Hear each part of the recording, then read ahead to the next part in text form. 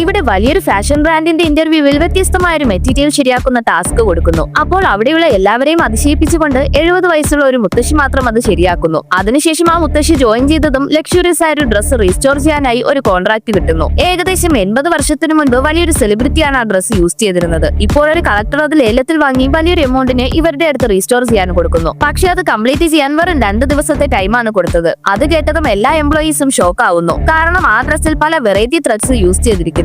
അതെല്ലാം കണ്ടുപിടിക്കാൻ തന്നെ ഒത്തിരി ദിവസം എടുക്കും. തീർച്ചയായും 2 ദിവസത്തിൽ അത് കണ്ടുപിടിക്കാൻ കഴിയില്ലെന്ന് പറയുന്നു. എന്നാലും സ്റ്റുഡിയോ ഓണർ ബ്രേക്ക് എടുക്കാതെ 2 ദിവസത്തിൽ അത് എങ്ങനെയെങ്കിലും കംപ്ലീറ്റ് ചെയ്യണമെന്ന് പറയുന്നു. എംപ്ലോയീസ് വേറെ വഴിയില്ലാതെ ജോലി തുടങ്ങുന്നു. പക്ഷെ ദിവസം ഫുൾ ട്രൈ ചെയ്തിട്ടും അവർക്ക് കറക്റ്റ് ത്രെഡ് കണ്ടുപിടിക്കാനായില്ല. അതിനുശേഷം വെറും 1 ദിവസം മാത്രമുള്ള കണ്ടീഷനിൽ ഒരു എംപ്ലോയി ബോധം കെട്ട് വീഴുന്നു. പക്ഷെ ഓണർ എന്നാലും അവർക്ക് ലീവ് കൊടുക്കാൻ പറ്റില്ലെന്ന് പറഞ്ഞതും അവിടെയുള്ള എല്ലാവരും ID കാർഡ് ഊരി വെച്ച് അവിടെ നിന്ന് പോകുന്നു. അതുകൊണ്ട് മനസ്സ് തകർന്ന ബോസ് തീർച്ചയായും അത് ചെയ്യാൻ കഴിയില്ലെന്ന് പറഞ്ഞ് നഷ്ടപരിഹാരം കൊടുക്കാൻ തയ്യാറാവുന്നു.